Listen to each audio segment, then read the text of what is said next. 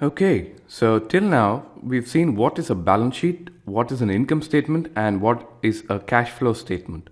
A balance sheet is a summary of assets and liabilities, which is basically the things that you own and the things that you owe. And the difference between the two is called equity. Equity is what is left over after subtracting liabilities from assets.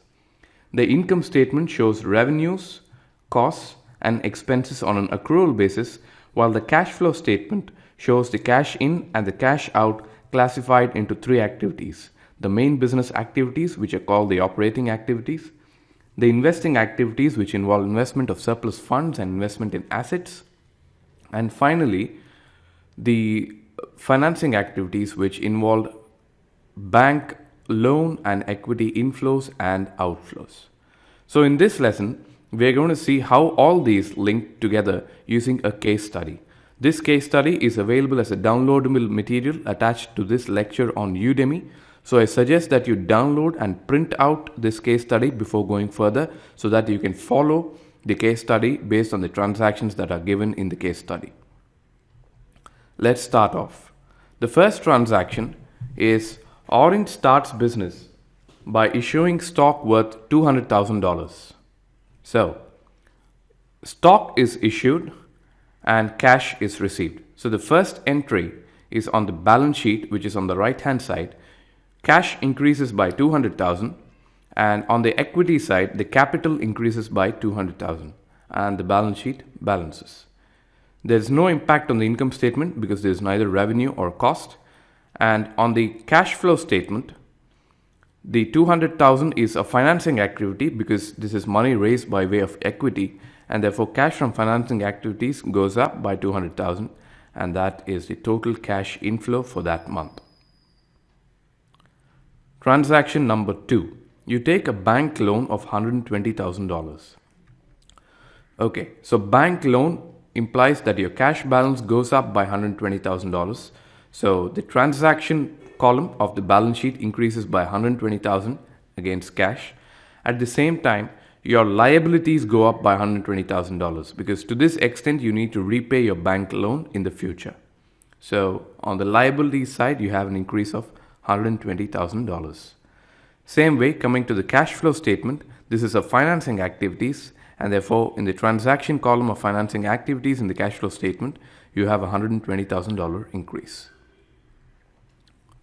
Next, you buy machinery worth $75,000. So on the balance sheet, your cash goes down by $75,000 because you are selling out cash to buy the machinery. At the same time, your fixed assets go up by $75,000 because the machinery worth $75,000 has been purchased by you. Now coming to the cash flows, this cash flow is an investing activity because you're investing funds in an asset, and therefore in the investing side you have minus 75,000, which represents the amount of cash outflow for purchasing the machinery. One important thing to note here is the total cash generated in the last column of the last row of the cash flow statement, which is 245,000, always tallies with the balance sheet, the first item, which is cash, 245,000 again in the last column. So always the cash flow statements and the balance sheet tally when it comes to the cash balance. Let's go to the next transaction. Transaction number 4. You hire staff for your operations.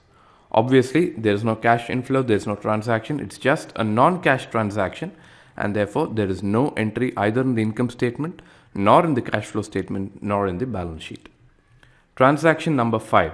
You buy raw materials worth $12,000 on credit. Okay. So on the balance sheet side, you're purchasing inventory on credit. So the asset side, the inventory goes up by $12,000, and on the liability side, your payables go up by $12,000 because these inventories had been brought on credit, and to this extent, you owe the vendor money in the future. So on the asset side, your inventory goes up by 12,000, and on the liability side, your payables goes up by 12,000. And there is no impact either on the income statement nor on the cash flow statement because there is no cash inflow or cash outflow. Next, you incur $3,000 to convert material to finished goods. So you spend $3,000, therefore your cash balance goes down. At the same time, the value of your inventory goes up by $3,000. So the inventory value goes up by $3,000 on your balance sheet and no other impact on the balance sheet. On the cash flow statement, the amount of money that you've spent is towards your main business activities. So there is an outflow minus 3,000 in your operating activities column. There is an outflow of minus 3,000 in your operating activities column. And again, as you can see, the cash balance of 242,000 as per the cash flow and as per the balance sheet always tallies. Transaction number 7. Goods are sold to a customer for $32,000, of which $12,000 is received in cash. So this is the first transaction which hits the income statement. The total value of the transaction, irrespective of whether cash has been received or not, is accounted as a sale in the income statement. Therefore, on the revenue side, you have $32,000 as revenue. At the same time, your inventory has been completely shelled out. You've sold the entire inventory, and therefore the inventory of $15,000 which is there in the balance sheet is shown as a cost. And this means that you made a gross margin of $17,000. So that is the impact on the income statement. Next, we go to the cash flow statement, where you've received $12,000 of cash from your customer. So under the operating activities, $12,000 is added because to this extent you've received cash from the customer. Going back to the balance sheet, we add $12,000 as cash. We add $20,000 as a receivable because the balance of 32 minus 12 is receivable from the customer in the future.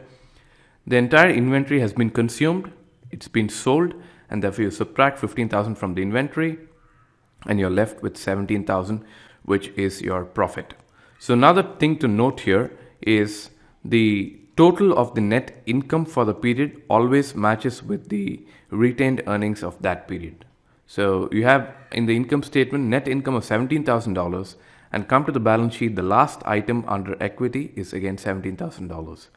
Similarly, the cash balance, which is the last item in the cash flow statement, always balances with the cash item under the assets column, which is the first item on the balance sheet. $254,000 in this case.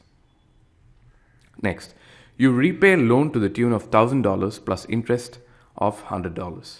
So the interest component is a cost, is an expense because you are paying it out of your pocket, whereas the total outflow is $1,100. So you show that as an outflow in the financing activities of the cash flow statement, and you show $100 as an expense in the income statement.